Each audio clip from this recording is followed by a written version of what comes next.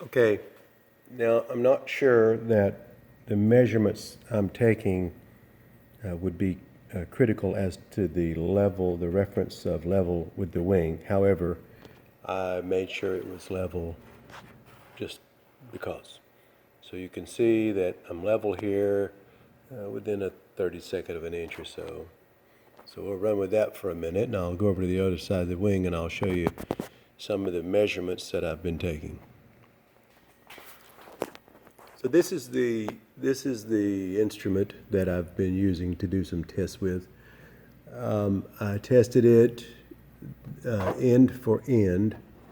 In other words, both ways, and I test over here. Now I get a 2-degree error, but from one side to the other.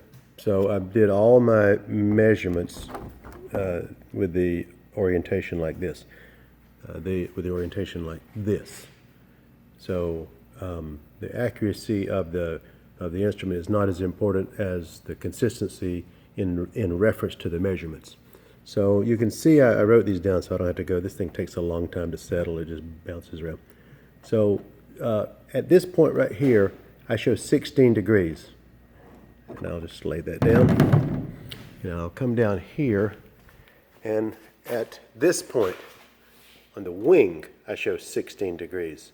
So I'm confident that the wing itself is straight with no twist.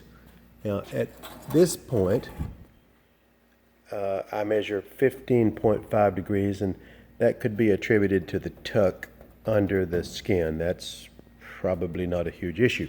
So if we go down to this end of the wing, I measure 19 degrees here at these measurements are at the trailing edge now.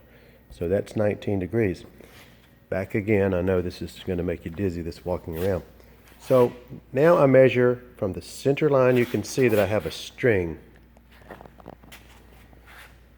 Can't really see that. I have a string through these holes all the way down through these flaperon brackets. So when I measure from the center of the string, let's get my finger here, to the center of the trailing edge, I get 80 millimeters here. So come down to the next one, I get 79 millimeters on the same measurement here. I get 78 millimeters on the same measurement here. Now, because there's a joint here, and obviously this overlaps this, the angle should stay the same, but the distance might change a little. So I came in and I measured this point to be 78 millimeters, and then I came out the same distance and I measured this point to be 75 millimeters. So when you go all the way to the end, this measurement from the center of the string to the center of the trailing edge is 73 millimeters. And I also did it the old-fashioned way. You can see a gap there coming down, and there's no gap here coming down, although there is a little bit of something there, but the trailing edge distance is consistent here, and it's not there. Now I took one more measurement. I took I think this is an inclinometer, and I measured under here like so on every bracket just to make sure the brackets were the same. And they all measure, you can't really see it very well, but they all measure 74 degrees on all these brackets, the way they're mounted up inside the wing. So I'm confident that the brackets are straight. They're not, one of them's not off, causing the measurement. Now, if you'll see, these are all pre-drilled, these holes.